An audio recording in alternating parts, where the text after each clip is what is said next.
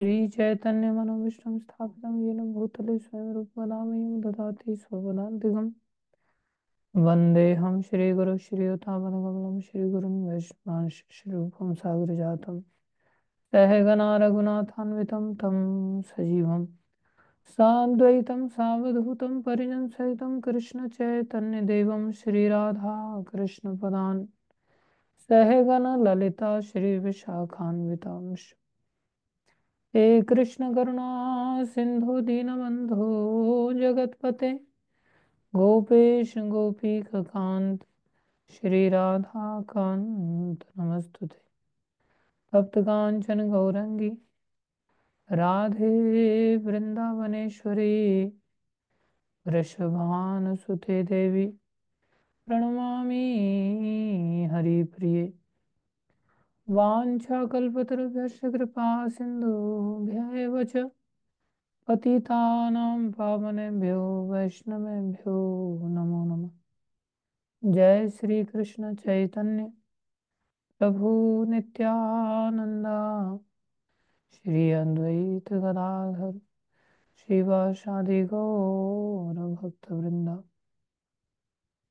हरे कृष्ण कृष्ण कृष्ण हरे हरे हरे राम राम राम हरे हरे। हरे कृष्ण कृष्ण कृष्ण हरे हरे हरे राम राम राम हरे हरे। हरे कृष्ण कृष्ण कृष्ण हरे हरे हरे राम राम राम हरे हरे। गुरुवे गौरचंद्राय राधिकाय तदालये कृष्णाय कृष्ण भक्ताय तद्भक्ताय नमो नमः।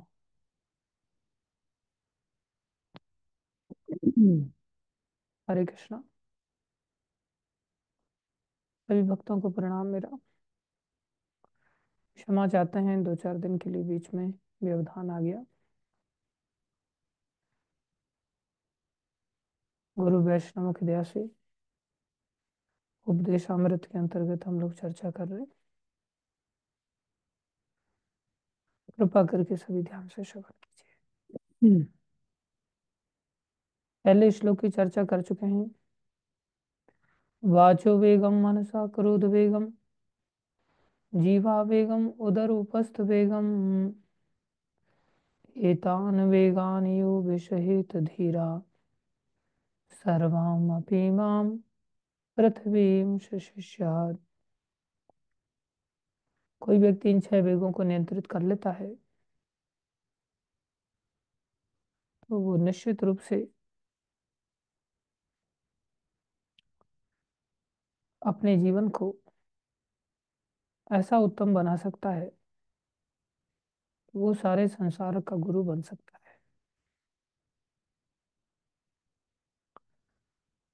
यही शिक्षा इस मार्ग में आने वाले व्यक्ति के लिए दी जाती है। और अगर हम देखें तो भगवान या भगवान के जो पार्षद हैं, शुद्ध भक्त भी हैं, वो भी आते हैं इस धराधाम पर। वो भी इसी प्रकार के आदर्शों को स्वयं रखते हैं। जितने भी आचार्य हुए या भगवत अवतार भी हुए, भगवान स्वयं भी ये नहीं कि मैं भगवान हूं तो अपनी भगवत्ता को प्रदर्शित करें। जैसे भगवान राम का अवतार हुआ तो उन्होंने समुद्र से प्रार्थना किया, आप हमें रास्ता दे दो। जब उन्होंने नहीं स्वीकार किया तो उन्होंने अपनी भगवत्ता का प्रदर्शन किया। लेकिन शुरुआत में नरलीला किया उन्होंने। एक साधारण जो सबके लिए विधान है, उसी विधान को उन्होंने भी पालन किया। ऐसे विनम्रता से परिचय दिया जाना चाहिए।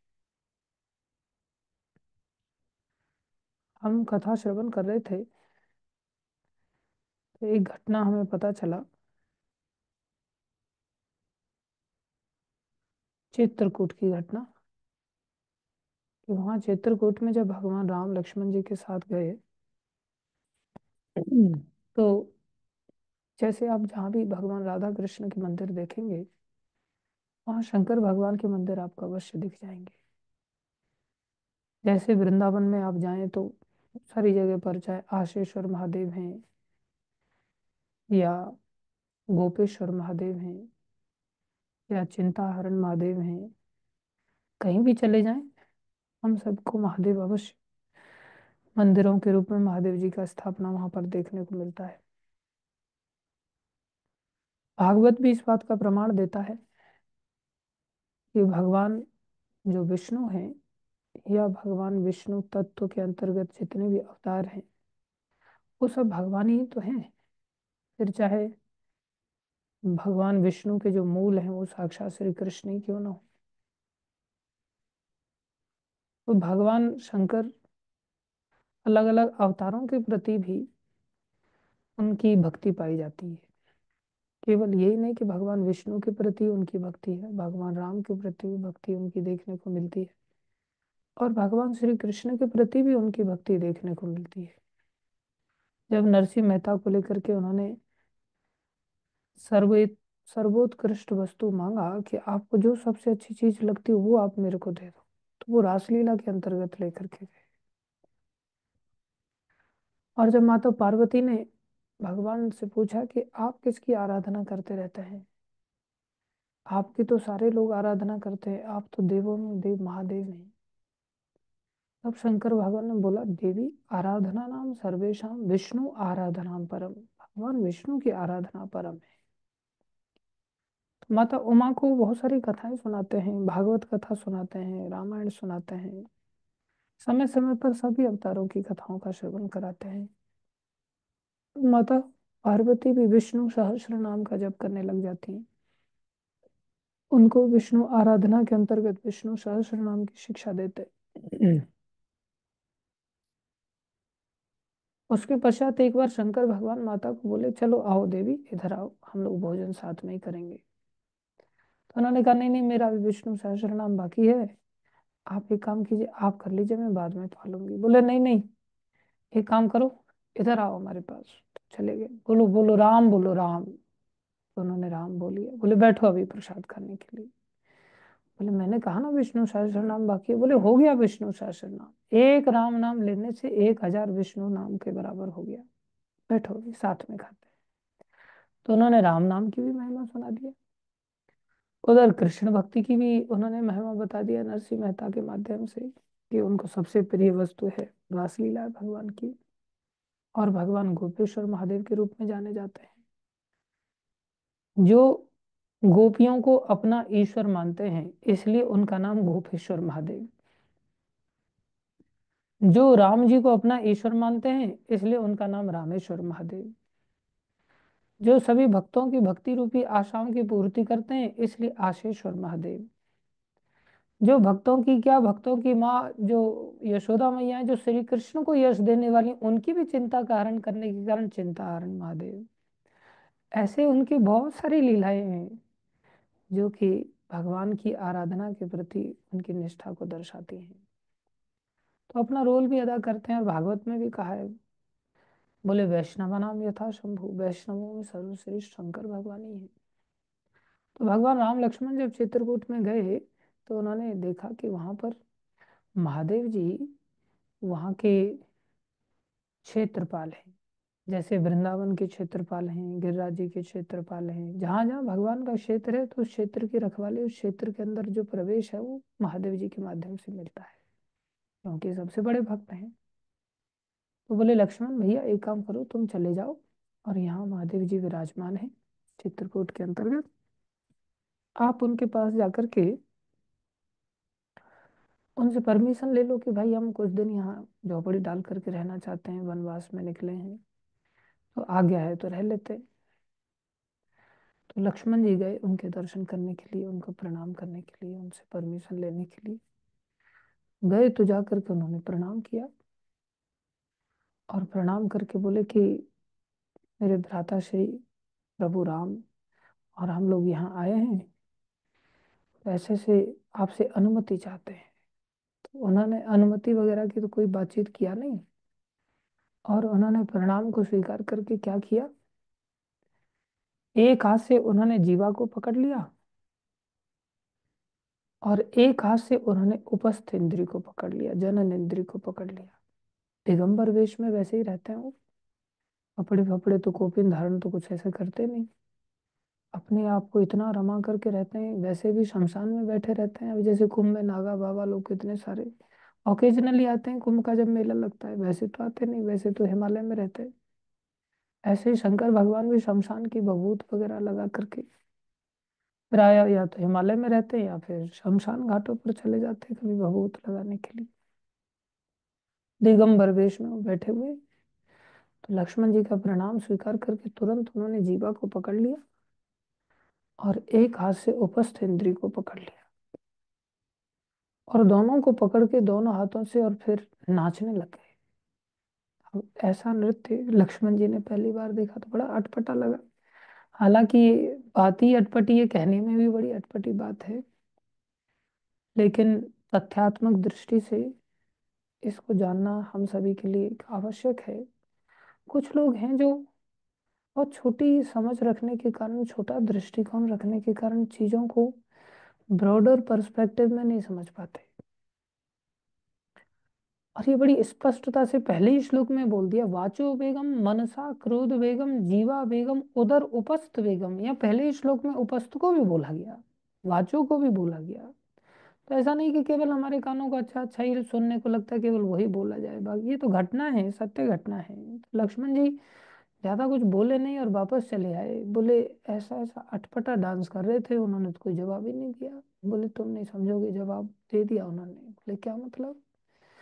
बोले ये वो दिव्य स्थल है, वो धाम है जहाँ बड़े बड़े ऋषि मुनि लोग आराधना करते हैं। ये वो सतोगुनी स्थान है, तीर्थ स्थल है, चित्रकूट आदि। बोले इन स्थानों पर अगर व्यक्ति को रहना है तो उसको ये दो इंद्रियों को तो किसी भी हालत में संयमित करना पड़ेगा।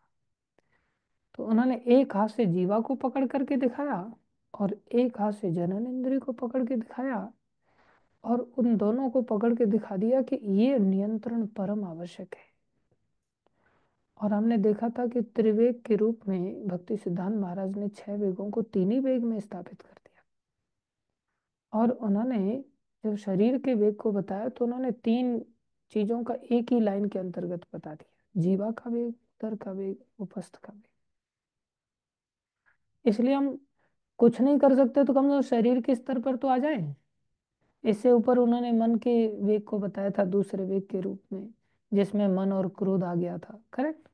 और एक वाचो वेगम बताया था जो बोलने का वेग है। तो हम कम से कम खाने के वेग को नियंत्रण में ले आए, वो भी बहुत बड़ी बात है। लेकिन हमारी जबान खराब हो जाती है।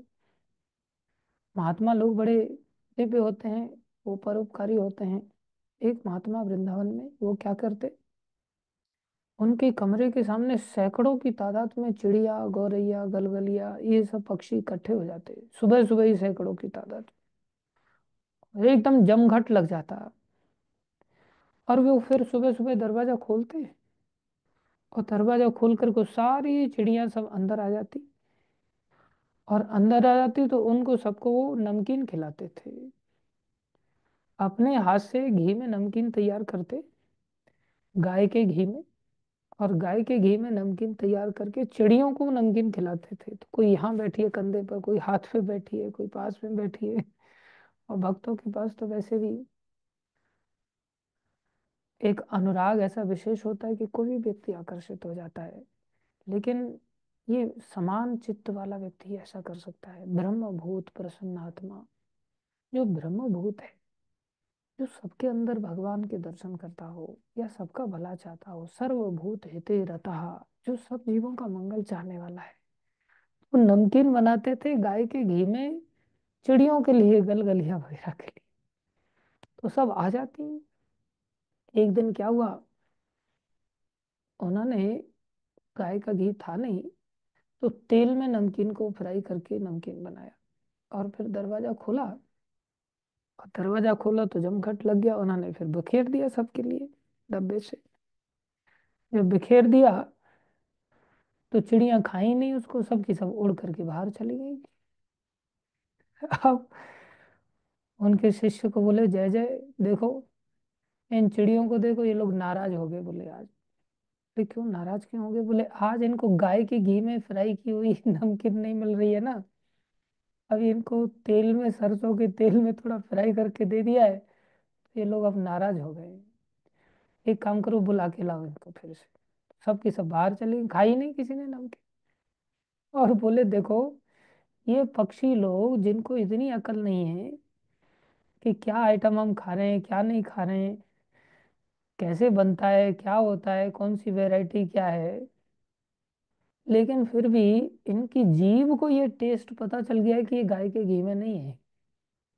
अर्थात जब ऐसे पक्षियों की जीभ भी बेकार हो सकती है, ऐसे पक्षियों की जीभ भी एक जगह पर अटैच हो सकती है, तो हम जैसे मनुष्यों की जीभ जो इतना मुंह चौड़ा है, इतनी बढ़िया जीभ है, पूरी नीचे तक लटकी हुई है इतनी लंबी चौड़ी जीभ है, बोले वो कहीं अटैच हो जाए, वो पनीर के प्रति आसक्त हो जाए, वो छोले भटूरे के प्रति आसक्त हो जाए, वो बढ़िया खीर पूड़ी के प्रति आसक्त हो जाए, वो नरम चपातियों के प्रति आसक्त हो जाए, तो इसमें कौन सी बड़ी बात है? वो फिर गिरिराज जी की मिठाई के प्रति आसक्त हो जाए, बोले प्रभु जी जब भी आता हूँ ना गोवर्धन में, मैं गिरिराज स्वीट पर जरूर जाता हूँ।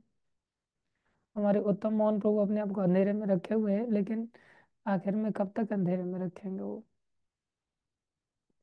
तो वो कहीं दर्शन करने के लिए जाएं या ना जाएं, 2 4 दिन 6 दिन पहले गिरिराज जी के मिष्ठान भंडार में जाएंगे और वहां जाकर के जीव को उसको संतुष्टि प्रदान करेंगे, जीव को उसके इष्ट का दर्शन कराएंगे, और उसके बाद फिर अपने इष्ट के दर्शन के लिए इधर उधर प्रयास करेंगे दर्शन करने।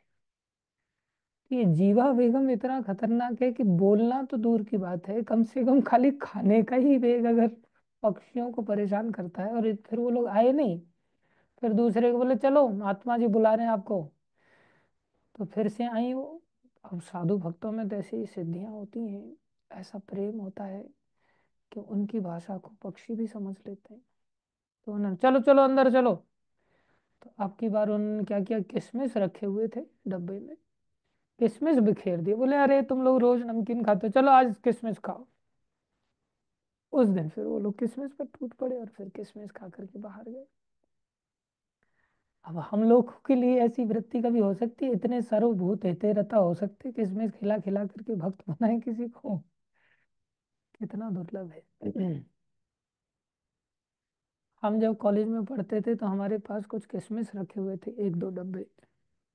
एक हमारे सीनियर थे, वो मेरे कमरे में आते थे, उनको पता था यहाँ किशमिश रखी हुई, डब्बा खोलते और उस हाथ डालते, किशमिश के दोनों हाथ भर के और दोनों पॉकेट में डाल करके निकल जाते हैं। तो मेरे नाना जी कुछ समय के लिए आए हुए थे मेरे साथ रहने के लिए, तो उनको पता चल गया, तो मेरे को आकर के बड़ी उनको गालियां देते हुए बोले, बोले देख कैसा दुष्ट आदमी तेरी किशमिश को खाई जा रहा है, और किशमिश लेकर के पॉकेट में भर के चला जाता है। हालांकि वो भी भक्त थे, जो भक्ति, वो जो सीनियर थे, इसलिए हम लोग सब साथ में ही रहते थे। लेकिन मैं देख रहा था कि नाना जी को कितना कष्ट हो रहा था उस किशमिश को लेकर के, ये किशमिश कैसे खा रहा है और पॉकेट में भर के ले जा रहा है, खा भी रहा है पॉकेट में भी डाल के ले जा रहा है। मैंने उनको कहा कि अगर मैं खाऊंगा तो भी सुबह गटर में ही जानी है, और अगर वो खाएंगे तो भी ये किशमिश गटर में ही जानी है, तो फिर इतना टेंशन क्यों लेना है इन सब चीजों के लिए? बेचारे चुप हो गए, मतलब खत्म हो जाने दो ना इनको, खा लेने दो, काम खत्म हो जाएगा।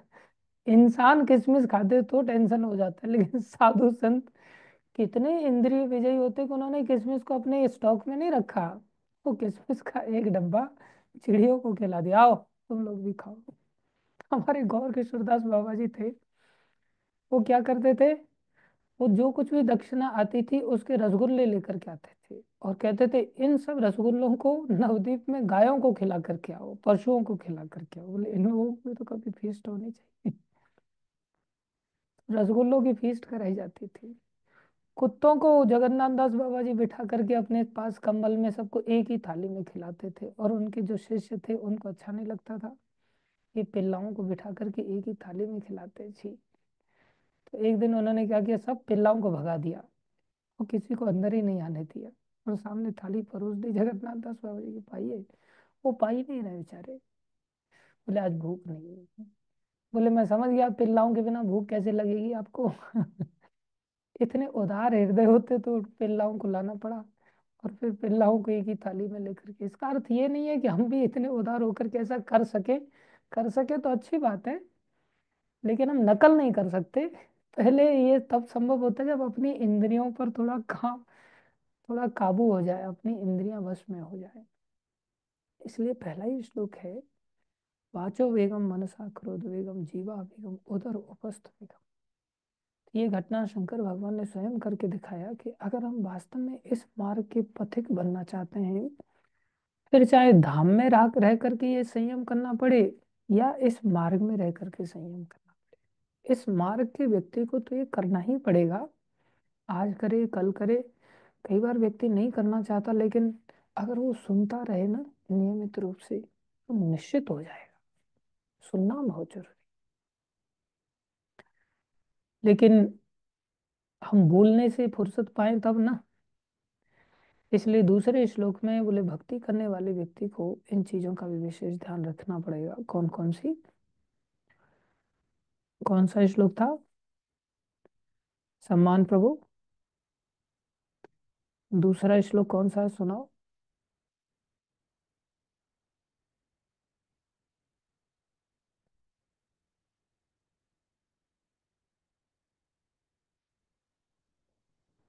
अनम्यूट नहीं कर पा रहे?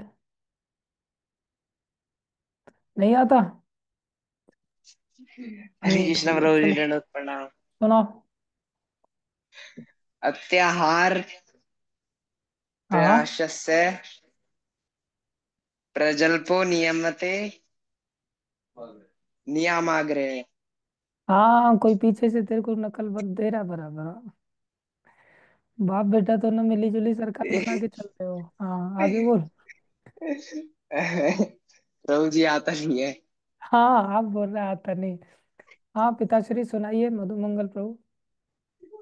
अत्याहार प्रयासस्य प्रजल्प नियम आग्रह जल सही लोलुप षष्ठ भक्तिर षष्ठ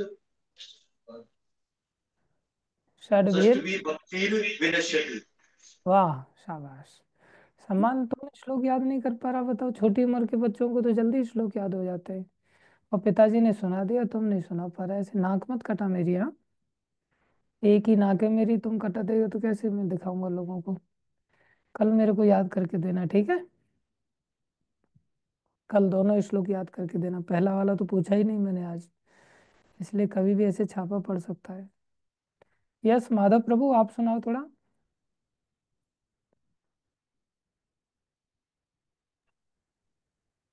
प्रभु अत्याचार प्रयासश्च प्रजल्पो नियमाग्रह जनसंगस्य लौल्यं च षड्भिर्भक्ति विनश्यति। वाह, थैंक यू थैंक यू, बहुत हरे अच्छे। कृष्ण। आप सभी अच्छे भक्त हैं। तो हम बता रहे थे ये कितना आवश्यक है। भगवान राम ने तो खाली ऐसे ही समझ लिया कि बोले अनुमति उन्होंने दी है, सिर्फ ये कहा है कि हम इस प्रकार से इन वेगों को नियंत्रित करके रखें।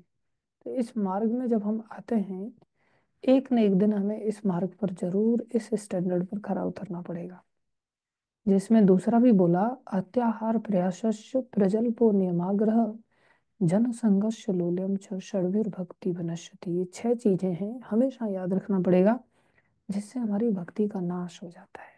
6 चीजें कौन सी? अत्याहार, हमारी किसी भी इंद्रिय के द्वारा अति आहार नहीं होना चाहिए। हमारी नीड क्या है, और हमने नीड बना क्या रखा है, एक्चुअली में नीड क्या है, और हमारे मन ने किन किन चीजों को अब नीड के क्राइटेरिया में अंदर घसीट लिया है। तो जो एक्चुअल नीड होती है, वो हमें गुरु साधु शास्त्र से पता चलता है। और जो हम एडवर्टाइजमेंट से, मोबाइल से, टेलीविजन से, नाते रिश्तेदारों से, इन लोगों से जो पता करते हैं, तो वो लोग हमारी अनेकों चीजों को नीड बना देते हैं। अरे उसके पास देख वो गाड़ी है, तुम्हारे पास गाड़ी नहीं। उसके पास देख वो मकान है, तुम्हारे पास ऐसा मकान नहीं। उसके पास देख ऐसी जॉब है, तेरे पास ऐसी सरकारी जॉब नहीं।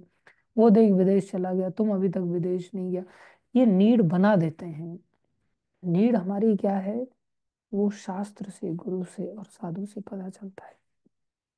तो हमें गुरु साधु शास्त्र का आश्रय लेकर के किसी भी इंद्रिय के अत्याहार को बचाने का प्रयास करना चाहिए। इसमें सबसे ज्यादा इंद्रिय जो अत्याहार की ओर भागती है वो है हमारी आंखें। कान उठ उठ के नहीं जाएगा, नाक निकल करके कहीं नहीं जाएगी। इनमें जो हमारी आंखें हैं ये बहुत चलायमान होती, बहुत चंचल होती। इसलिए आंखों को निरंतर कृष्ण की सेवा में लगाया जाए, और धीरे धीरे आंखों को श्रवण से लगाया जा सकता है। इसलिए हम कानों से भी श्रवण करें। तो कानों से क्या चीज हमारे लिए सही है, क्या गलत है, किसको देखना है, किसको चखना है, किसको सूंघना है, किसको स्पर्श करना है, ये सब चीजें पता चलती है। अत्याहार, अत्याहार नहीं तो अत्याहार के लिए प्रयास भी नहीं। संसार में हमारा मैक्सिमम समय तो अत्याहार के प्रयास के लिए चला जाता है, अन्यथा जीवन निर्वाह करने के लिए कोई बहुत ज्यादा चीजों की आवश्यकता नहीं। तीसरा है प्रजल्प। प्रजल्प की हम चर्चा कर चुके थे।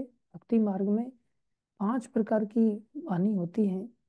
संसार में लोग 5 प्रकार की बातें करते हैं। एक तो एब्सोल्यूट ट्रुथ, चर्चा कर चुके हैं। पहला जिसमें कि केवल कृष्ण चर्चा। दूसरा मीठी वाणी हो, हाँ, और सत्य हो, अच्छी बात है, संसारी सत्य ही हो कम से कम। तीसरा था संसारी सत्य। चौथा था यूजलेस चीजें, फालतू की बात है, इसका कोई लेना देना नहीं। और पांचवा था ब्लेस्फेमर्स, जो निंदा चुगली करते हैं। निंदा चुगली की हम चर्चा कर चुके थे। ये सबसे ज्यादा खतरनाक है, सबसे ज्यादा हानिकारक है निंदा चुगली। तो निंदा चुगली से बचना चाहिए हम लोगों को। अपने निंदा चुगली करने वाले लोगों के साथ में रह सकते हैं, लेकिन दूसरों की निंदा चुगली हमें नहीं करनी चाहिए। बोले स्वनिंदा यश से परम, पर निंदा विनाशाय, महाभारत का श्लोक है। अपनी निंदा करता है कोई व्यक्ति तो यश से पराम, उसको परम यश की प्राप्ति होती है। स्वनिंदा यश से पराम, पर निंदा विनाशाय, अगर दूसरे की कोई निंदा करता है तो उसके विनाश को कोई नहीं रोक सकता, विनाश निश्चित है। इसलिए दूसरे किसी भी व्यक्ति की कोई भी हमें किसी प्रकार की निंदा नहीं करनी चाहिए। निंदा को लेकर के हमने कहा था वो निंदा सत्य भी हो सकती है, लेकिन हमारे लिए क्या वो रिलेवेंट है। और निंदा र्यूमर भी हो सकता है, अफवाह भी हो सकती है, जो आज के समय में प्राय हम निंदा के शिकार होते हैं। और ज्यादातर मंदिरों में हम सभी इसी चक्कर में फंस जाते हैं। तो लोग आपस में फिर चर्चा करते हैं, मंदिर तो है सब ठीक है, लेकिन यहाँ तो बड़ी पॉलिटिक्स है, यहाँ तो बड़ी क्रिटिसिज्म है। अरे ये इस्कॉन कल्पतरु है, क्योंकि इस्कॉन भगवान श्री कृष्ण का ही स्वरूप है। जैसे कृष्ण कल्पतरु है, ऐसे इस्कॉन भी है। हम जिस चीज को पाने यहाँ आए हैं, क्या पाने के लिए आए हैं, हम कृष्णा कॉन्शियस होने के लिए आए हैं। हमें सिर्फ ये चीज हमेशा ध्यान रखना है कि क्या मैं ये जो बात कर रहा हूँ ये मेरी कृष्णा कॉन्शियसनेस को बढ़ा रही है क्या। क्या मैं इस समय में इस चर्चा से कृष्णा कॉन्शियस अपने आप को बना पाऊंगा। अगर नहीं बना पा रहा हूँ तो मैं इस्कॉन के तिलक छापे आदि लगा करके, धोती कुर्ता आदि पहन करके, चोटी वगैरह रख करके इस्कॉन के किसी मंदिर में फुल टाइम होकर के भी मैं फिर कृष्ण भक्ति में आगे नहीं बढ़ूंगा। मैं फिर पॉलिटिक्स करने के लिए आया हूँ तो मुझे पॉलिटिक्स ही मिलेगी। धन कमाने के लिए आया हूँ तो धन मिलेगा। पद प्राप्त करने के लिए आया हूँ तो पद की प्राप्ति होगी। प्रतिष्ठा पाने के लिए आया हूँ तो प्रतिष्ठा की प्राप्ति होगी। और खाली चारपाई तोड़ने के लिए आया हूँ तो ये चारपाई भी तोड़ने का अवसर देती है। ये संस्था ऐसी विशेष है कि आप एक साइड में, एक कोने में पड़े रहो, कोई आपको पूछने वाला नहीं है लंबे समय तक, भाई यहाँ चारपाई तोड़ने के लिए आए हो, किस लिए आए। क्योंकि हमारी जो इच्छा है वो फुलफिल करती है। लेकिन कृष्ण नहीं मिलेंगे। कृष्ण की प्राप्ति अगर हमें करनी है तो उसके लिए तो कृष्ण प्रेम को जागृत करना पड़ेगा, जो इस प्रकार की संगति से दूर रह करके हो सकता है। इसलिए प्रभुपाद जी यहाँ लिख रहे हैं, दूसरा अवरोध प्रजल्प या व्यर्थ बोलना है। जब हम अपने कुछ मित्रों से मिलते हैं तो हम टर टर करने वाले मेढकों की तरह तुरंत व्यर्थ की बातें करना शुरू कर देते हैं। यदि हमें बातें ही करनी है तो हमें कृष्ण भावनामृत आंदोलन के विषय में बातें करनी चाहिए, बस। तो हमें कृष्ण भावनामृत आंदोलन के विषय में बात करनी चाहिए। जो लोग कृष्ण भावनामृत आंदोलन से बाहर हैं वे ढेरों समाचार पत्र, पत्रिकाएं तथा उपन्यास पढ़ने, पहेली सुलझाने तथा अन्य अनेक व्यर्थ के कार्य करने में रुचि दिखाते हैं। इस प्रकार लोग अपना अमूल्य समय, ऐसा समय जिसकी कोई कीमत नहीं है, अर्थात अनमोल, तथा शक्ति व्यर्थ ही गंवाते हैं। पाश्चात्य देशों में वृद्ध लोग सक्रिय जीवन से अवकाश प्राप्त करने पर ताश खेलते हैं। कैसा दुर्भाग्य।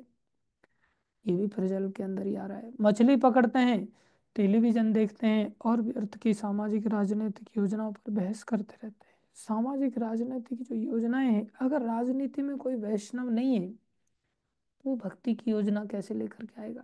और बिना भक्ति की योजना के संसार के कष्टों को कोई नहीं मिटा सकता। अरे भक्ति की तो वो शक्ति होती कि ना केवल संचित, ना केवल क्रियमान, बल्कि प्रारब्ध के कष्टों को भी नष्ट कर देती है। प्रारब्ध के कष्ट बिना भोगे नष्ट नहीं होते, लेकिन भक्ति की वो सामर्थ्य है कि भक्ति प्रारब्ध के कष्टों को भी नष्ट कर देती है। तो बताओ, संचित और क्रियमान आदि जैसे पाप कर्मों को नष्ट करने में उसको क्या देर लगेगी। इसके अनेक उदाहरण देखने में आते हैं, लेकिन ये योजना को हम समझते ही नहीं। हम तो संसार की सो कॉल्ड सामाजिक राजनीतिक योजनाओं पर बहस करते रहते हैं। ये फालतू की बहस है बस। प्रजल्प के अंतर्गत ये सभी तथा अन्य तुच्छ कार्यकलाप सम्मिलित हैं जिसकी रुचि कृष्ण भावनामृत में है। ऐसे बुद्धिमान व्यक्ति को ऐसे कार्यों में कभी कोई भाग नहीं लेना चाहिए। भाग लेना कोई चाहता भी नहीं है, लेकिन समस्या कहाँ जाती है। समस्या आगे प्रभुपाद जी बता रहे हैं। जनसंघ का अर्थ है कृष्ण भावनामृत में रुचि न रखने वाले व्यक्तियों की संगति करना। यहाँ सबसे बड़ा टर्निंग पॉइंट हमारे जीवन का फंस जाता है। हम लोग क्या करते हैं ना, जैसे मान लो मेरे को घूमने की इच्छा है, तो मैं ऐसे व्यक्ति का संगति मेरे को अच्छी लगेगी जिसको कि उसको भी घूमने की इच्छा होगी, और बस उसकी संगति में। हालांकि हमारे अंदर ये दोष है, हम आए थे कृष्ण भावना भावित होने के लिए और हमें ऐसे भक्तों का सानिध्य भी मिला, लेकिन ऐसे भक्तों के बीच में हम ऐसे भक्त का सानिध्य हमें ज्यादा प्रिय लगने लगता है जो खुद भी घूमना चाहता है, और फिर हमारी जोड़ी बन जाती है और फिर हम दोनों गप्पे मारने के लिए निकल जाते हैं। ये जनसंग इतना खतरनाक है। कोई खाने वाला बहुत पसंद करता है तो मंदिर के अंदर खाने वाले लोगों को ढूंढ लेता है। हमारे यहाँ एक भक्त जुड़े, तो वो अचानक से आने लग गया क्लास में। जब हम कॉलेज में बेस में रहते थे तो वहाँ एवरीडे शाम को क्लास लेते थे, तो बाहर से दो तीन लड़के अचानक से आने लग गए। फार्मेसी के स्टूडेंट्स थे। हमने सोचा भाई आप लोग कहाँ से आए, बोले हम फार्मेसी करते हैं। तो हमने देखा हम तो उनके कॉलेज में कभी गए नहीं, वो लोग कैसे अचानक से हमारे यहाँ पर आ गए। और हम सब इंजीनियरिंग के स्टूडेंट्स थे, हमारा कॉलेज अलग था, उनका दूसरे दिशा ही अलग थी। तो मैं सोच में पड़ गया ये लोग कैसे आ गए। तो मैंने पूछा तुम लोग कैसे आए। तो बोले एक्चुअली मैं ना, हमारे कमरे में एक तम्बाकू खाने वाला रहता था, और आपके कॉलेज के लड़के उनमें से भी कोई तम्बाकू खाता था। तो तम्बाकू खाने वाला दूसरे तम्बाकू खाने वाले को पहचान लेता है, बीड़ी पीने वाला बीड़ी पीने वाले को पहचान लेता है। तो बोले वो तम्बाकू के लिए हमारे कमरे में आता था और हमारे रूम पार्टनर से वो तम्बाकू लेकर के जाता था। और तम्बाकू खाते खाते वो हमें ऐसे बोला कि आप लोग नहीं जाते क्या, हरे कृष्णा वाले लोग कीर्तन करते हैं, आप लोग भी जाया करो। तो बोले उस तम्बाकू खाने वाले ने हमें गाइड किया। तो कैसे कैसे लिंक बन गया। चलो उसने अच्छी चीज के लिए गाइड कर दिया, लेकिन हम लोग जैसे वो व्यक्ति बाहर से अंदर आ गया, ऐसे ही हम लोगों को अंदर से बाहर ले जाते कुछ लोग। बोले चल ठीक है, मंदिर में तो रह ही रहे हैं, चलो थोड़ा सा घूम करके आते हैं। चलो थोड़ा सा कुछ नहीं है, राधा कुंड पे एक बार, हाँ बोले थोड़ा सा बीड़ी पी लेते हैं। 6 महीने तो बीत गए, वैसे तो निकलने का मौका मिलता नहीं। ऐसे ऐसे लोगों को मैं कई बार देखता हूँ गोवर्धन मंदिर में आकर के हमारे रहते हैं, और मैं कई बार बाहर निकलता हूँ तो देखता हूँ कोई कहीं सुट्टा मार रहा है किसी बाबा जी के साथ खड़ा होकर के, कोई किसी चाय की टपरी पे खड़ा होकर के। और फिर मेरे को देख लेते हैं वो लोग, हालांकि मैं ऐसा शो करता हूँ कि जैसे मैंने नहीं देखा। बाद में उनको लपेटे में लेना पड़ता है, लेकिन लोग कितने स्मार्टनेस दिखाते हैं। तो ऐसे लोग क्या करते हैं, फिर धीरे धीरे अंदर से बाहर चले जाते हैं। ये जनसंघ का बहुत बड़ा सारा रोल इसी का है। जनसंघ का अर्थ है कृष्ण भावनामृत में रुचि न रखने वाले व्यक्तियों की संगति करना। ऐसे लोग हमें मंदिर में भी मिलेंगे, बाहर की तो चलाई क्या, बाहर थोड़े ज्यादा मिलेंगे, मंदिर में कम मिलेंगे। मनुष्य को चाहिए कि ऐसी संगति से सर्वथा दूर रहे। प्रभुपा जी यहाँ बड़ा भजन दे रहे हैं सर्वथा शब्द लगा करके। सर्वथा मतलब हमेशा, रात को सो भी मत ऐसे लोगों के साथ। सोना भी है तो कहीं दूसरी जगह पर नीचे डाल लो लगे तो, लेकिन ऐसा बेड भी उसके पास में अगर है तो उससे दूर रहो। अतएव श्री नरोत्तम दास ठाकुर ने हमें केवल कृष्ण भावना भावित भक्तों की संगति में, अर्थात भक्त सन्निवास, रहने का परामर्श दिया है। मनुष्य को चाहिए कि वह भगवत भक्तों की संगति में रहकर सदैव भगवान श्री कृष्ण की सेवा में संलग्न रहे। ये दूसरी बात बता रहे हैं। एक तो ऐसी कुसंगति से दूर रहना है, लेकिन दूर ज्यादा समय तक हम रह नहीं पाएंगे। कब तक? दूसरा एसोसिएशन भी चाहिए। जब भगवान महाप्रभु का मिलन वल्लभाचार्य से हुआ, तो वल्लभाचार्य को दोनों ने एक दूसरे को प्रणाम किया और वल्लभाचार्य कहने लगे, जय हो, आप संतों के दर्शन कितने दुर्लभ हैं। बोले, लव मात्र साधु संग सर्व सिद्धि होए। तो वो बताने लगे, अरे राई का, सरसों का जो दाना है गाय के सींग पर रखा जाए। तो बोले, सरसों का दाना आप गाय के सींग पर कैसे टिकाओगे, कितनी देर रहेगा? बोले, इतनी देर भी अगर गाय के सींग पर सरसों का दाना अगर रखा जाए, तो बोले लव मात्र साधु संग सर्व सिद्धि, वो सेकंड का 9वां हिस्सा कहलाएगा, उसे लव कहते हैं। बोले, सारी सिद्धियां प्राप्त हो जाती हैं। ये भक्तों की संगति की महिमा है। महाप्रभु बोले, गाय के दूसरे सींग पर अगर दूसरा सरसों का दाना जितनी देर रखा जाए, उतनी देर अगर कुसंग किसी को मिल जाए, बोले वो सारी सिद्धियों का नाश करके घोर पतन की प्राप्ति करा सकता है। कुसंग भी इतना शक्तिशाली है। बोले, ऐसी कुसंग से भगवान ने मेरे को बचाया। महाप्रभु बोले, और आप जैसे वैष्णवों का सानिध्य दे रहे हैं। दोनों ही अपनी अपनी विनम्रता का परिचय दे रहे हैं। संगति के बिना तो कोई व्यक्ति रह नहीं सकता। आसमान में भी जाएगा, वहां भी उसे पक्षी चहचे मैचे करते हुए नजर आएंगे। नीचे चला जाएगा तालाब में, वहां भी मछली वगैरह, मछला वगैरह, सौरभ सौभरी ऋषि ने उनका भी सानिध्य किया और उनकी संगति का असर हुआ उनके ऊपर। कहाँ जाएंगे हम रहने के लिए? कहीं ना कहीं तो संगति में रहेंगे ही रहेंगे। इसलिए कोई व्यक्ति बाबा जीवन के गुफा में चला जाए, अरे वहां भी जीव जंतु मिल जाते हैं। कोई जगह ऐसी नहीं है जहां पर जीव को संगति के बिना रहना पड़े। इसलिए कह रहे हैं, बोले ऐसे लोगों से तो दूर रहो। और ये बात उन्होंने पहले ही बोला। बोले, एक बार महाप्रभु से पूछा गया कि वैष्णव किसको कहते हैं, तो उन्होंने ये नहीं कहा जो सत्संग करता वो वैष्णव है, जो वैष्णवों के साथ रहता वो वैष्णव है, जो भक्ति करता वो वैष्णव है। नहीं, क्या परिभाषा दिया? असत्संग त्यागी यही वैष्णवाचार। जो असत्संग का त्याग कर देता है, जिस संगति में आकर के असत वस्तु के प्रति आसक्ति हो जाए, संग माने आसक्ति, असत माने असत वस्तु, जो सत नहीं, जिसकी सत्ता सदा रहने वाली नहीं है, जो क्षणभंगुर वस्तु है। समीर, तुम अकेला अकेला पानी पी लेता है, मेरे को भी पूछ लिया कर। तो असत्संग त्यागी यही वैष्णव आचार। उन्होंने वैष्णव आचरण की परिभाषा दिया, जो असत संग का त्याग कर देता है। यही बात प्रभुपाद जी ने यहाँ बोला, साधारण संसार के जन संग से दूर हो जाओ भाई, सबसे पहला काम। और फिर ऐसा नहीं कि अब कोई सत्संग में रहेंगे ही नहीं, बोले नहीं, फिर भक्तों की संगति। अब भक्तों की संगति तो लोग मच्छर भी करते हैं, और इतना प्रेम से करता है कि अंदर तक घुसा देता है अपनी निडल को वो पूरा, और बिल्कुल एकदम प्योर खून को पाता है। कुछ लोग तो बाहर से खून जलाते हैं बैठे बैठे, या खून पीते हैं, लेकिन मच्छर इतना प्रेम करता है अंदर तक खून को ले लेता है बिल्कुल। और खून पी के जब जाता है तब थोड़ी खुजली होती है, उससे पहले पता नहीं चलता है कि कब पी के चला गया। इतना बारीक से, इतना एक्सपर्टीज के साथ वो निडल घुसाता है अंदर। लेकिन आखिर में वो मच्छर है ना, वो खून ही पी रहा है, वो भगवत भक्ति को थोड़ी पाएगा। तो बहुत सारे लोग भक्तों की संगति करते हैं इस तरह से, बोले ऐसे भक्तों की संगति नहीं। भक्त सने वास रहने का परामर्श दिया जाता है। फिर लिख रहे हैं, मनुष्य को चाहिए कि वो भगवत भक्तों की संगति में रहकर सदैव भगवान श्री कृष्ण की सेवा में संलग्न रहे। अगर हम भगवत सेवा में नहीं लगा पा रहे हैं अपने आप को, तो फिर हमारे जीवन का कोई फल नहीं हमें प्राप्त होगा, कोई प्राप्ति हम नहीं कर पाएंगे। सेवा बहुत आवश्यक। खाली दिमाग शैतान का दिमाग हमें ले जाएगा।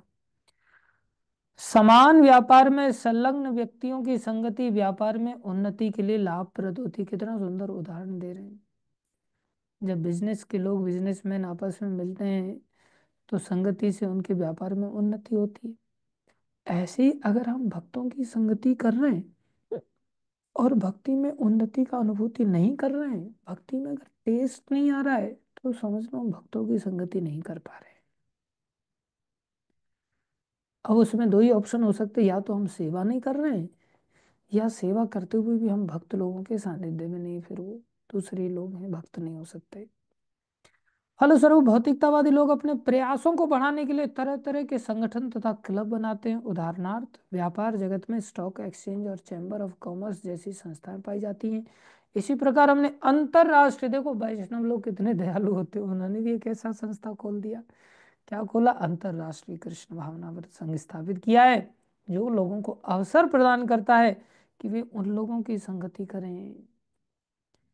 अभी एक दो चार दिन पहले एक लड़का आया मेरे पास यहाँ पर मंदिर में ढूंढते ढूंढते, तो उसने मेरे को देखा, तो मेरे को कहता है, आपने क्या शिक्षा प्राप्त की? मैं बोला, भैया मैं 12वीं पास हूँ। अच्छा, आप यहाँ क्या करते हैं? मैं बोला, मैं यहाँ लेबर का काम करता हूँ, थोड़ा सामान सट्टा उठा लेता हूँ, झाड़ू पोछा कर देता हूँ। अच्छा, अच्छी बात है। मैं बोला, आप? बोले, मैं तो बचपन से जुड़ा हुआ हूँ। बहुत अच्छी बात है। मैंने कहा, कितनी माला करते? बोले, 2 माला करता हूँ। बचपन से जुड़ा हुआ हूँ, 2 माला करता हूँ। तो मैंने कहा, यहाँ कैसे पहुंचे आप? बोले, भगवान छोड़ते नहीं, सब जगह पे इस्कॉन के सेंटर हैं। मन में भी आता है कई बार दूर जाने का, तो जाने ही नहीं देते।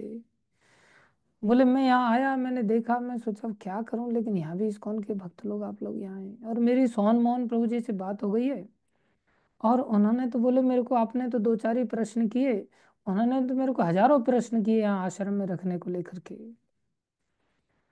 तो मैंने कहा, भाई वो हेड हैं यहाँ के, तो फिर वो तो अनेकों प्रश्न करेंगे, मैं तो यहाँ का पैसा लेकर के। बोले, ये लोग पैसा देते हैं आपको कुछ? मैं बोला, पैसा तो नहीं देते ये लोग, ऐसे मैं लेता भी नहीं हूँ पैसा। तो मैं बोला, क्या पैसा लेना है, बेचारे मेरी सारी आवश्यकताओं की पूर्ति कर देते हैं। तो सोहन मोहन प्रभु जी हेड है? मला नहीं, उनके ऊपर एक राधा मोहन प्रभु जी हेड है, वो हेड करके यहाँ पर रहते हैं, मैं उन लोगों का सेवक हूँ।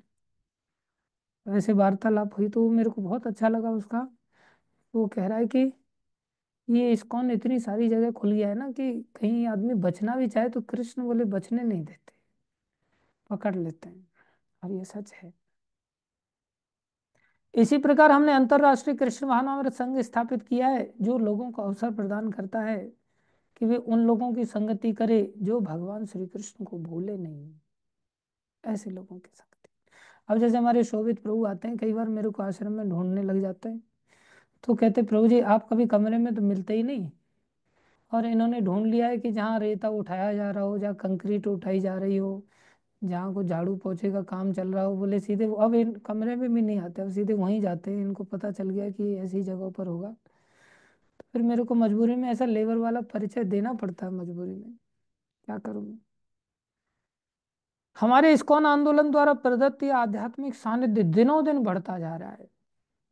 विश्व के विभिन्न भागों में अनेक लोग अपनी सुप्त कृष्ण चेतना को जगाने के लिए इस संघ में सम्मिलित हो रहे हैं। कितना बढ़िया प्रभुपा जी ने मौका दिया है। श्रील भक्ति सिद्धांत सरस्वती ठाकुर अपनी अनुवृत्ति टीका में लिखते हैं कि मानसिक तार्किकों या शुष्क चिंतकों के द्वारा ज्ञान प्राप्त करने के लिए किया गया अत्यधिक प्रयास, देखो ज्ञान की प्राप्ति को भी भक्ति सिद्धांत महाराज कितना कितने दूरदर्शी हैं। बहुत सारे लोग सोचते बस किताब पढ़ो माला जपो, किताब पढ़ो माला जपो, सेवा पगार दे करके करवा लेंगे लोगों से। अरे ये कृष्ण की सेवा है, इसमें हमें स्वयं लग करके हर सेवा को अंगीकार करना सीखना चाहिए। लेकिन लोग किताबी कीड़ा बनना चाहते हैं मेरी तरह, इसलिए वो करें अत्यधिक प्रयास, अत्याहार, ये भी अत्याहार में आ जाता है।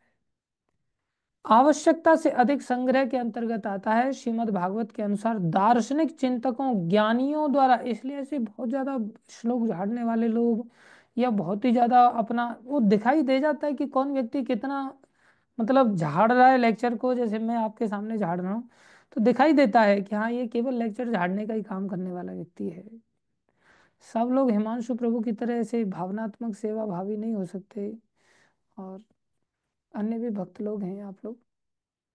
तो भागवत के अनुसार दार्शनिक चिंतकों ज्ञानियों द्वारा कृष्ण भावनामृत से विहीन शुष्क दर्शन पर, ये सब शुष्क दर्शन हैं, दर्शन पर पोथे के पोथे लिखने के प्रयास पूर्णतया व्यर्थ हैं। और ये दुनिया भर की किताबें भी लिखते हैं। और आजकल तो समाज में बोले रेपो पाने के लिए इधर उधर से कॉपी पेस्ट करके बोले किताब लिखना जरूरी है, जिससे मार्केट में बता सके मैंने इतनी इतनी किताबें लिख दी हैं साहब। भक्तों को मैंने ऐसे वार्तालाप करते हुए देखा है, बोले मार्केट में लोग जानते हैं, फिर एक स्टेटस बनता है, बोले बुक्स लिखी हैं आखिर। अरे स्टेटस के लिए थोड़ी ना बुक लिखी जाती है भक्ति मार्ग में। भक्ति मार्ग में तो कृष्णदास कविराज गोस्वामी को सभी आचार्य बोल रहे हैं कि आप चैतन्य लीलाओं को लिखो। तो उनकी 80-85 साल की उम्र है, हाथ चलते नहीं, आंखों से दिखाई नहीं देता, कमर सीधे बैठ नहीं सकते, सारा शरीर हिल रहा है, और उस समय बोल रहे हैं आप चैतन्य लीला के लिए चैतन्य चरितामृत लिखो। बोले मैं कैसे लिख सकता हूँ, मेरी दशा देख रहे हो। बोले नहीं आप ही लिख सकते हैं, आप इतने विनम्र हैं, और उन्होंने उस दशा में लिखा। तो वो एक आदेश पर किया गया सेवा है, लेकिन लोग स्टेटस के लिए अगर इस प्रकार से कार्य कर रहे हैं तो बोले वो भी अत्याहार के अंतर्गत ही है। आर्थिक विकास पर अनेक किताबें लिखने वाले कर्मियों का कर्म भी अत्याहार की कोटि में आता है। इसी तरह जिन्हें कृष्ण भावनामृत की इच्छा नहीं है और जो अधिकाधिक वस्तुओं को पाने मात्र के लिए इच्छुक रहते हैं, अब हमारे जीवन में देखा जाए तो यही स्थिति है, वस्तुओं का कोई एंड ही नहीं है, इतनी सब चीजों की डिमांड है ना, जबकि जीवन एक बैग में मुश्किल से गुजरना चाहिए, हमारा एक बैग में ही गुजर जाना चाहिए। बोले एक बैग से ज्यादा कुछ नहीं, लेकिन हमारा बैग भी तो वो बहुत विशाल होता है, एक बैग भी रहता है तो दुनिया भर का इतनी विशालता आ जाती। कम करना सीखना चाहिए अपने जीवन में सामान को। अधिकाधिक वस्तुओं को पाने मात्र से इच्छुक रहते, चाहे वो वैज्ञानिक ज्ञान के रूप में हो या धन का लाभ हो, वे सब अत्याहार के क्षेत्र में आते हैं। और समाज ऐसे ही लोगों की बहुत बड़ाई करता है, दुनिया भर का डिग्रियों की लाइन लगा दे कोई व्यक्ति तो उसकी बड़ी बूझ होती है साहब, जबकि भूल जाती है अत्याहारी है, घोर अत्याहारी है। भक्ति तो इसमें है ही नहीं, भक्ति को तो इसने बिल्कुल नाश कर दिया अत्याहार करके। और कैसे उदाहरण दे रहे हैं प्रभुपाद, कर्मी जन भावी पीढ़ियों के लिए खुद का तो खुद का, अपनी पीढ़ियों के लिए भी अधिकाधिक धन संचित करने के लिए श्रम करते हैं, जबकि कहा जाता है पूत कपूत तो क्यों धन संचय, और पूत सपूत तो क्यों धन संचय। पुत्र कुपुत्र है तो क्यों धन कमाना, सब कुछ पैसे ही मटिया मेट करके जाने वाला है, मैदान साफ करके आने वाला है। और पुत्र सपूत है तो फिर उसके लिए क्या धन कमाना, क्योंकि वे अपने भविष्य की स्थिति को नहीं जानते। बस कमाए जाओ, कल मर के कहाँ जाएंगे, क्या होगा, कुत्ता बनेंगे, गधा बनेंगे, सुअर बनेंगे, नरक में जाएंगे, कोई लेना नहीं, बस धन की आमदनी, बस मरते दम तक, और थोड़ा इकट्ठा हो जाए बच्चे के लिए। ऐसे मूर्ख व्यक्ति अपने पुत्रों तथा पौत्रों के लिए अधिकाधिक धन प्राप्त करने में रुचि रखने के कारण यह भी नहीं जान पाते कि अगले जीवन में उनकी स्थिति क्या होगी। देखो प्रभुपा जी भी बता रहे अगला जीवन क्या होगा क्या पता। इस बात पर प्रकाश डालने वाली अनेक घटनाएं हैं। एक बार एक कर्मी ने अपने पुत्र पौत्रों के लिए प्रचुर संपत्ति एकत्र कर ली, लेकिन आगे चलकर अपने कर्म के अनुसार उसे एक मोची के घर में जन्म लेना पड़ा, जो इस उस इमारत के पास स्थित था जिसे उसने अपने पूर्व जन्म में अपने लड़कों के लिए बनवाया था। ऐसा संयोग हुआ कि जब वह मोची अपने पहले वाले मकान में आया तो उसके पहले वाले पुत्रों तथा पौत्रों ने उसे जूतों से पीटा। हे भगवान, प्रभुपा जी कैसा सुंदर उदाहरण दे रहे, कोई सत्य घटना का उदाहरण प्रभुपा जी मेंशन कर रहे हैं। मोची को ही अपने घर में आने पर जूतों से पीटा जा रहा है, और कमा कमा करके बेटों को दे दो। अगर जूते नहीं पहनाए होते तो कम से कम जूतों से पिटाई तो नहीं लगती। सब औलाद को बढ़िया बांटा के जूते उसने दिलवा दिए होंगे।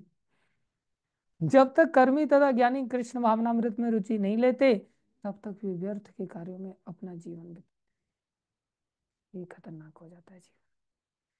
तो यहाँ तक हम ऑलरेडी चर्चा कर चुके थे, हमारा जीवन हम व्यर्थ गंवाने के लिए आए हैं या हमारा जीवन कृष्ण भावनामृत में आगे बढ़ने के लिए, कृष्ण भावना को जागृत करने के लिए आए हैं। ये हमें स्वयं डिसाइड करना पड़ेगा कि हम इस मार्ग में आए ही क्यों हैं, हमारा पर्पस क्या है। अगर हम उस उद्देश्य के लिए आए तो हम देखना पड़ेगा कि हम उस उद्देश्य के लिए कार्यरत हैं या हमारा जीवन व्यर्थ में अत्याहार में जा रहा है, प्रयास में जा रहा है, या प्रचलित में जा रहा है। आगे प्रभुपा जी वर्णन कर रहे हैं नियम आग्रह। कि नियम आग्रह दो शब्दों से मिलकर के बनता है, नियम प्लस आग्रह, इन दोनों को मिला देंगे तो नियम आग्रह कहलाएगा, या नियम प्लस आग्रह उसको भी मिलाने से नियम आग्रह ही बनेगा। तो एक साइड में संधि विच्छेद जिसने पढ़ा हो, तो जब इन दो शब्दों की संधि करते हैं, मिलाते हैं, तो नियम अग्रह, नियम और अग्रह दोनों को मिलाने से नियम आग्रह बना। और दूसरा शब्द नियम आग्रह, ग्रह माने ग्रहण करना, आग्रह माने बहुत अच्छी तरह से ग्रहण करना। जैसे बोला अब और ज्यादा आग्रह मत कीजिए आप, नहीं नहीं आपको जाने नहीं दिया जा सकता, आपको रुकना ही पड़ेगा, या एक चपाती और ले लीजिए, इसे कहते हैं आग्रह करना। मतलब ग्रहण कर ही लो आप। ग्रह माने ग्रहण करना, आग्रह मतलब अच्छी तरह से ग्रहण करना, और अग्रह मतलब न ग्रहण करना, ये ध्यान रखना होगा। तो इन दोनों शब्दों का अर्थ इस श्लोक में आचार्य लोग वर्णन करते हैं कि नियम अग्रह भी नहीं होना चाहिए और नियम आग्रह भी नहीं होना चाहिए। बोले नियम को लेकर के पहले हम अपनी अंडरस्टैंडिंग थोड़ी क्लियर करें। दो चीजें होती हैं, एक होता है सिद्धांत और एक होते हैं नियम। इसको अंग्रेजी में कहते हैं principle and rules and regulations. तो इसमें प्रिंसिपल अलग चीज है और रूल्स अलग चीज है। Principle is just like a compass, जो हमें दिशा दिखाता है, हमने पिछली बार भी बताया था। और रूल्स क्या है? Rules are just like routes, जो बेस्ट रूट हैं, जो उस रूट की ओर ले जाते हैं, जो हमें उस दिशा की ओर, हमारा डेस्टिनेशन जो बता रहा था कंपास, उधर हमारी प्राप्ति कराएंगे। तो अब जैसे मान लो मेरे को पता चल गया मेरे कंपास के द्वारा कि मेरे को उत्तर दिशा की ओर जाना है। जब उत्तर दिशा की ओर जाना है तो फिर हम तुरंत नीचे देखेंगे, हाँ भाई कौन सा रास्ता जा रहा है उत्तर दिशा की ओर, तो हम उस रास्ते पर चल पड़े। तो इसमें श्रेष्ठ क्या है? इसमें श्रेष्ठ है सिद्धांत। रूल्स भी श्रेष्ठ हैं, उस सिद्धांत को मिलाने वाले हैं, लेकिन सिद्धांत के अंतर्गत चलने वाले हैं रूल्स। सिद्धांत के सिर पर ऊपर चल करके नहीं जाते, सिद्धांत के नीचे रहते हैं हमेशा, ध्यान रखना होगा। इसलिए महाप्रभु ने कहा, बोले सिद्धांत बलिया चित्ते ना करो आलस। सबसे पहली बात है कि हम अपने सिद्धांतों को जाने कि हमने जाना किधर है। लोग क्या है, कई बार रूल्स को जान लेते हैं लेकिन सिद्धांत को नहीं जानते। सिद्धांत बलिया चित्ते ना करो आलस, बोले इसका परिणाम क्या होगा? बोले एहा हईते कृष्ण लागे सुदृढ़ मानस। इसके चलते ही हमारा कृष्ण में मन जो है दृढ़ता से नहीं, सुदृढ़ता से लग जाएगा, बहुत अच्छी तरह से लग जाएगा, निश्चित रूप से लग जाएगा। नहीं तो हमारा हृदय आत्मग्लानि से भर जाएगा। जिस समय हम इस सिद्धांत को चूक जाएंगे तो आत्मग्लानि तो निश्चित होगी। इसलिए बोले सिद्धांत बड़ी चीज है। अब सिद्धांत क्या है, प्रिंसिपल क्या है? जैसे प्रभुपाद जी ने 4 प्रिंसिपल्स के ऊपर हमारी इस संस्था की स्थापना किया है। पहला प्रिंसिपल, बोले बुक्स आर द बेसिस। ये प्रिंसिपल है, बुक्स आर द बेसिस। किताबें ही आधार हैं। कौन सी किताबें? उपन्यास वगैरह नहीं, जो लिटरेचर, जो वैदिक लिटरेचर है, वो आधार है हमारी भक्ति का। दूसरा प्रिंसिपल क्या है? बोले जब इन बुक्स को आप पढ़ेंगे तो इससे आपको एक दिशा का ज्ञान प्राप्त होगा कि हमें जाना किधर है। तो उस दिशा के ज्ञान के अनुसार जब आप ईमानदारी से चलेंगे तो हमारी सत्ता शुद्ध हो जाएगी, फाउंडेशन बढ़िया बन गया। तब फिर कहते हैं दूसरा principle, purity is the force. अब ये दिशा दे रहे हैं, सबसे पहले किताबों की ओर जाओ, ये दिशा है। दूसरा, प्योरिटी इज द फोर्स, शुद्धि ही शक्ति है। बिना शुद्धि के हम शक्ति प्राप्त नहीं कर सकते। तीसरा क्या है? जब हम शुद्ध हो जाएंगे, हमारी बुद्धि शुद्ध हो जाएगी, तो हर चीज को उसके प्रॉपर रेस्पेक्ट में देख पाएगी, जैसी वो वस्तुएं हैं वैसी देख पाएगी।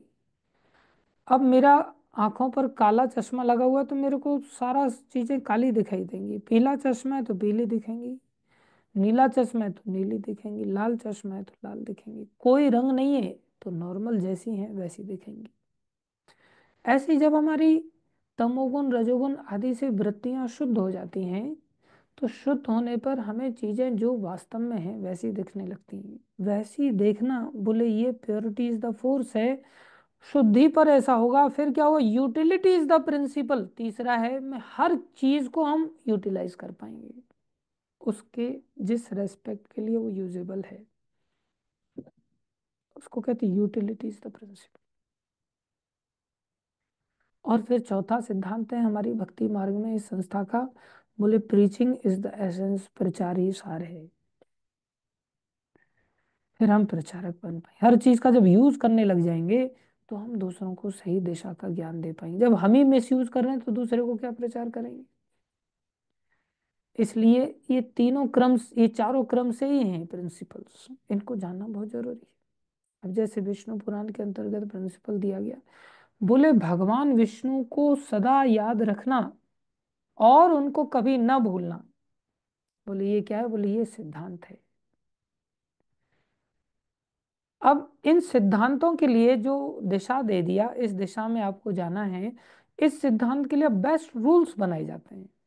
अब जैसे रूल क्या बनाया प्रभुपाद जी ने, बोले अगर कृष्ण को याद रखना है तो हमारे लिए रूल्स क्या है, बोले रूल है 16 माला जप करना।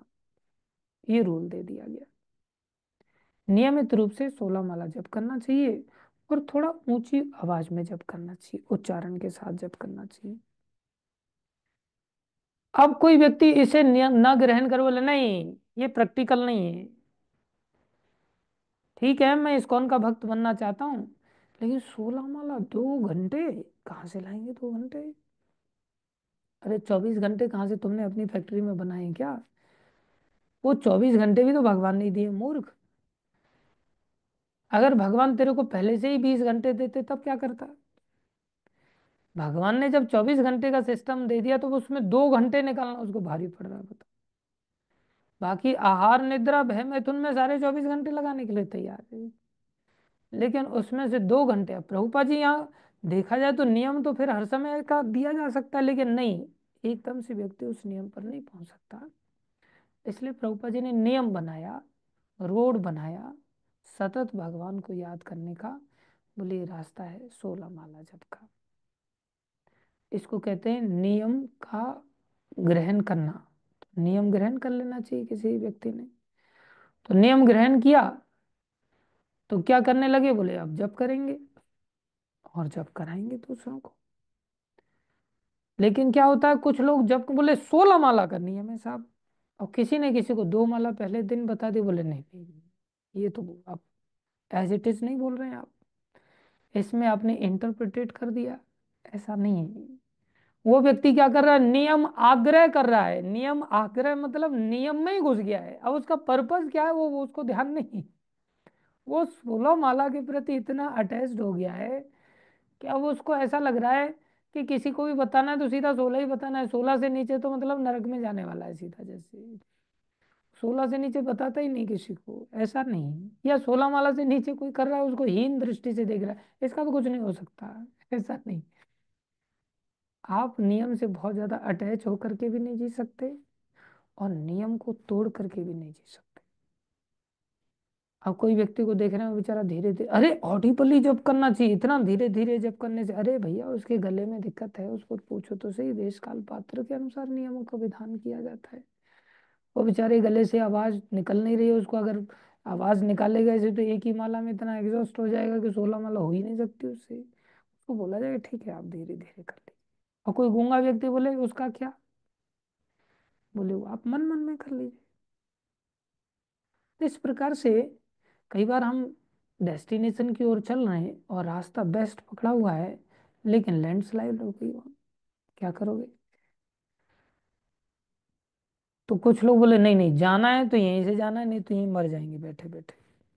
ऐसा नहीं, आपकी कंपास उस दिशा की ओर दिखा रही है, लेकिन आपको उसमें बिल्कुल यू टर्न लेकर के पीछे आना पड़ेगा और फिर किसी दूसरे रास्ते से होकर के आपको जाना पड़ेगा। हो सकता है हमें कई बार किसी दूसरी कंट्री से भी होकर के जाना पड़ेगा। देखा जाए तो हमारा दिशा पूरी तरह से बदल दिया हमने एक प्रकार से। तो जब पूरी तरह से दिशा बदल दिया तो फिर तो आदमी सोचेगा ये तो कंपास से ही बाहर चला गया, बोले नहीं उसको डेस्टिनेशन फिर भी याद है। इसलिए देश काल परिस्थिति के अनुसार विधि विधानों का हमें पालन करना होता है। न तो नियम अग्रह हो और ना ही नियम आग्रह हो, ये दोनों ही खतरनाक है। तो इसके प्रति हमें बहुत सावधान होना पड़ेगा।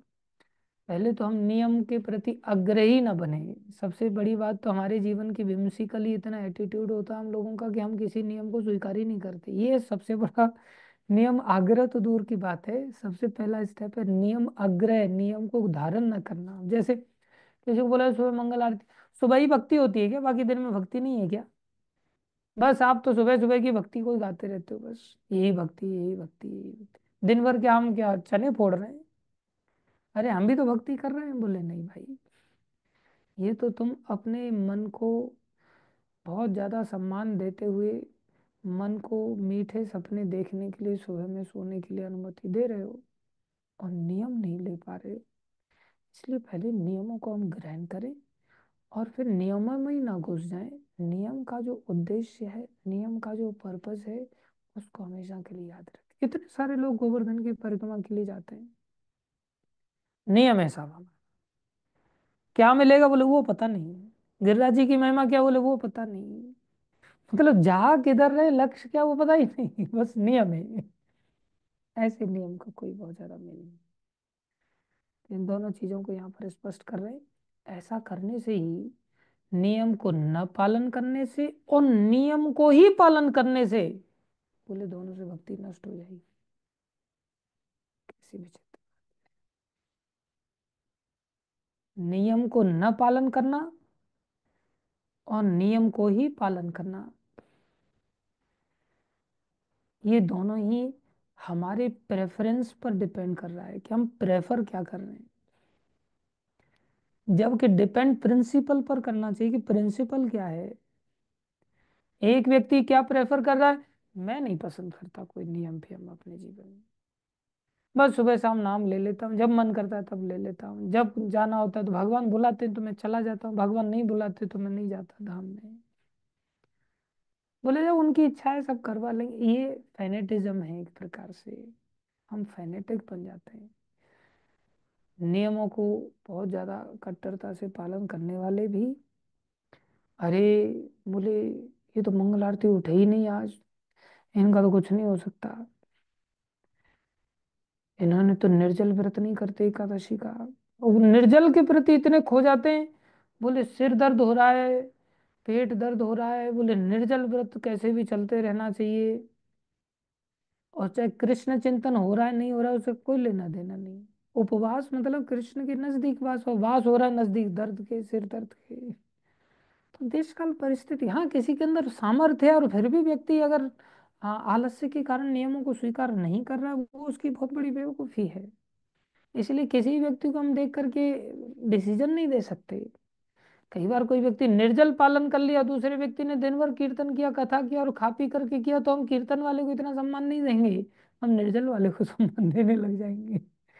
और वो व्यक्ति निर्जल को मेंटेन करने के लिए बोले सुबह जल्दी इसलिए नहीं उठा क्योंकि सुबह जल्दी उठ जाऊंगा तो फिर पानी प्यास लग जाएगी, इसलिए जब एकादशी परायण का समय होगा ना तभी उठूंगा, बोले जिससे कि उठते ही कम से कम पानी तो पी लूं। तो निर्जल को मेंटेन कर रहा है वो, कृष्ण चेतना को मेंटेन नहीं कर रहा है। तो कितना दूर चला गया वो कृष्ण भक्ति से, और पब्लिक उसका ही सम्मान करेगी। इसलिए इन सिद्धांतों को आचार्य लोग समझाते हैं तो ही हमें भले समझ में आते हैं, नहीं तो नहीं समझ में आते। अब राम मंदिर जैसे बना तो कितने सारे आपस में डिबेट होने लग गया। अरे इसमें तो ट्रेडिशनली ये अभी टेम्पल कंप्लीट ही नहीं हुआ है, और ट्रेडिशनली ये यहाँ होना चाहिए, ये दिशा में यहाँ ये बनना चाहिए था, और इतना ऊंचा गुम्बद होना चाहिए था, और इतना पुजारी वगैरह सब स्टैंडर्ड्स ऐसे सेट होने चाहिए, तब बोले इसका इनॉग्रेशन होना चाहिए। अरे भैया इतने 500 साल से भगवान खाली टीन टप्पर में बैठे हुए, तुम सारे ट्रेडिशन की टांग तोड़ने पर लगे हुए, नियम आग्रही बन करके उसको दिखा रहे हो नहीं तो उद्घाटन सफल नहीं होगा, ये नहीं होगा वो नहीं होगा। तो क्या पीढ़ी दर पीढ़ी ऐसे ही लटकाते रहे? कैसे मूर्खता भरे लोगों के सिद्धांत। और कई बार लोगों में आपस में बहस हो जाती है। बोले प्रभुपाद जी की पुस्तकों पर यहाँ भागवतम में अंडरलाइन करना चाहिए कि नहीं करना चाहिए? एक व्यक्ति अंडरलाइन कर रहा है तो दूसरा, अरे तेरे को क्या लगता है ये सब ट्रांसेंडेंटल वाणी है, एक एक शब्द महत्वपूर्ण है, इसमें अंडरलाइन ना करना मतलब प्रभुपाद जी की वाणी में भी तुम ऐसा कोई दोष निकाल रहे हो जिसको आप अंडरलाइन नहीं कर रहे हो। और दूसरा व्यक्ति बोल रहा है भाई मेरे को याद रखना होता है चीजों को, अब सारा तो मैं इतना याद नहीं रख पा रहा हूँ, मेरी बुद्धि मलिन है, थोड़ा मैंने अंडरलाइन कर लिया तो क्या मैंने गलती कर दिया है। बोले नहीं नहीं तुमने तो सब बहुत बड़ा अपराध कर दिया। जयदेव, उन्होंने अर्जुन पांड्या ने एक अंडरलाइन कर दिया था तो भगवान की छाती पे ही लकीर खिंच गई थी, ऐसे तुमने अंडरलाइन कर दिया तो सीधा भगवान की छाती पर लकीर खींचने जैसा अपराध हो जाएगा ये तो। नहीं, ये अलग अलग लोगों के अलग अलग प्रेफरेंसेस हो सकते हैं और अलग अलग लोगों के लिए अलग अलग गाइडलाइंस भी हो सकती हैं। जरूरी नहीं कि हर व्यक्ति को अंडरलाइन ही करना पड़ेगा या कोई अंडरलाइन नहीं करेगा। ये देश काल पात्र के आधार पर कोई भी सिद्धांत निकल करके आते हैं, इसलिए सब जगह के लिए सब नियम कानून एक जैसे नहीं होते। हमें देखना चाहिए कि हमारा कोर प्रिंसिपल क्या है। हम जिस बिल्डिंग को बना रहे हैं उसके जो पिलर्स है ना वो डेविएट नहीं होने चाहिए, वो कोर स्ट्रक्चर है। और उसके आसपास का जो स्ट्रक्चर है वो देश काल परिस्थिति के अनुसार पार्टीशन इधर उधर दीवार के लगाए जा सकते हैं और लगाने पड़ते हैं, परिस्थिति बस करने पड़ते हैं। मंदिर में देखेंगे आप हर समय कंस्ट्रक्शन चलता रहता है। अब गोवर्धन में हमारा मंदिर बना, वहां मेरे को पता है मैंने 4-5 बार किचन को तोड़ करके बनाया, 4-5 बार किचन को तोड़ के मात्र 5 साल के अंदर। और लोगों को तो टूटते हुए नजर आ रहा है लेकिन मेरे को बाकी चीजें पता चल रही, मेरे को मजबूरी में तोड़ना क्यों पड़ रहा है और फिर बनाना क्यों पड़ रहा है। हाँ बिल्डिंग मंदिर वहीं का वहीं, ऐसा नहीं कि मंदिर को उठा करके कहीं दूसरी जगह ले गए, या किचन तो रहेगी रहेगी। कोर प्रिंसिपल में ऐसा है तो किचन तो बोले बार बार तोड़नी पड़े, किचन को ही हटा दो, बोले अब केवल राधा कुंड का जल पी करके रहेंगे, ऐसा तो नहीं कर सकते ना। तो ऐसे ही भक्ति मार्ग में हमें पता होना चाहिए कि हमारे जीवन के प्रिंसिपल क्या है। बहुत सारे लोग ये व्यक्ति से सुन के ये अलग नियम बनाएंगे, दूसरे से सुन के अलग नियम बनाएंगे, तीसरे से सुन करके फिर नए नियम बनाएंगे, ऐसे खाली नियमों में ही परिवर्तन करते रहते हैं। जीवन में पता ही नहीं और कहीं वो जा ही नहीं पाते क्योंकि प्रिंसिपल ही पता नहीं, कंपास का ही पता नहीं हमें जाना किधर है। इसलिए इस बात को बहुत अच्छी तरह से हमें समझना होगा कि हमारे जीवन का प्रिंसिपल क्या है, सिद्धांत क्या है। उसके अनुसार नियम नियम अग्रह नहीं होना चाहिए और नियम आग्रह, ये दोनों से भक्ति का नाश हो। Thank you. कल के दिन हम और थोड़ी चर्चा करेंगे, फिर आगे बढ़ेंगे। श्रील प्रभुपाद की जय, श्री गुरु महाराज की जय, अनंत कोटि वैष्णव वृंद की जय। आज 5-10 मिनट थोड़ा सा हमने ज़्यादा ले लिया, क्षमा चाहते हैं। 2-4 दिन से क्लास नहीं ले पा रहे थे, कुछ ऐसी परिस्थितियों में अटक गए थे। आप सबसे हमने बोला है कि आप प्रार्थना किया करो कि हमारा ये सिस्टम रेगुलरली चलता रहे, इसमें हम ब्रेक ना दें, लेकिन आप लोग ऐसी प्रार्थना करते ही नहीं लगता है, और करते हैं तो थोड़ा हृदय से किया करो। और एक एक माला सब लोग अगर मेरे लिए थोड़ी कर देंगे, मेरे भले के लिए, तो मेरी भक्ति में फिर ऐसी बाधा नहीं आएगी। तो आप सब लोगों से मेरा निवेदन है, एक माला आधी माला, आधी का पुण्य आधी माला कम से कम मेरे को आप संकल्प करके दान दे दिया करो, जिससे मेरा ही भला हो जाए, आप लोगों को बहुत आशीर्वाद मिलेगा। एक मूर्ख ब्रजवासी के लिए आप लोग ऐसा दान करोगे, वो कितना बड़ा भला आपको भगवान मानेंगे कि चलो ये दूसरों का भी। और सुबह सुबह ही ऐसा दान धर्म कर लेना चाहिए, दूसरों के लिए दान करने से ही दिन की शुरुआत करनी चाहिए। तो पहली वाला या माला या आधी माला पहले आप मेरे को ही दे दिया करो, बाकी अपनी वाली रोज पूरी कर लिया करो, मेरे लिए लास्ट माला मत रखना आप लोग। फिर ऐसे व्यवधान नहीं पड़ेंगे आप लोगों के भक्ति मार्ग में ना, हम लोग ये चर्चा करते रहेंगे मिलजुल करके। धन्यवाद। शिला प्रभुपाद की जय, श्री गुरु महाराज की जय, अनंत कोटि वैष्णव वृंद की जय, आप सब भक्तों की जय। हरे कृष्ण। Thank you.